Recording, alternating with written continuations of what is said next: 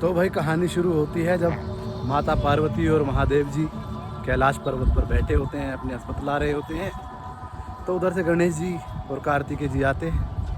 कहते भाई हमारे शादी का टाइम हो गया, लाइक दूसरे लैंग्वेज में। तो मतलब कार्तिकेय जी बोलते हैं बड़ा मैं हूँ तो पहले मैं करूँ। तो बट गणेश जी थोड़े जिज्ञासु, वो बहस कर लेते थोड़ा सा। तो भाई शिव जी जो है वो क्या करते हैं बताता हूँ आपको आगे, आप ये नज़ारा देखो। तो शिव जी उनके सामने एक शर्त रखते हैं और कहते हैं जो इस ब्रह्मांड के चक्कर लगा के आएगा सबसे पहले, उसी की सबसे पहले शादी होगी। तो भाई पता होगा सवारी के बारे में आपको कि गणेश जी की सवारी मूसक और कार्तिकेय की सवारी मोर। अब दोनों की स्पीड अलग अलग और दोनों को अपनी अपनी स्पीड पता।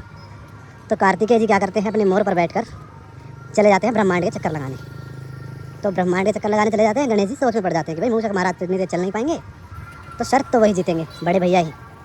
बट वो दूसरी तरकीब लगाते हैं, वो क्या दिमाग लगाते हैं, अपने ही माता पिता के चारों चक्कर लगा, और इस प्रकार वो जीत जाते हैं और उनकी शादी लक्ष्मी जी से पहले हो जाती है। तो ये स्टोरी थी। तो इसके बाद की कहानी क्या है वो सुनो अब।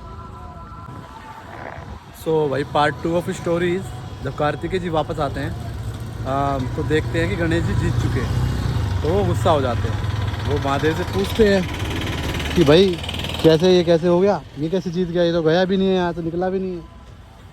तो महादेव जी उसको वही एक्सप्लेन कर देते हैं भाई कि इसने तो माता पिता को ही अपने ब्रह्मांड मान रखा है, और जो कि सत्य है भी। और शिव जी में है भी ब्रह्मांड एक्चुअली, मस्तक पे क्या है, और मतलब गंगा जी भी में समाई है, और बाकी सारी चीज़ें आपको पता ही है। तो ये वाली चीज़ है।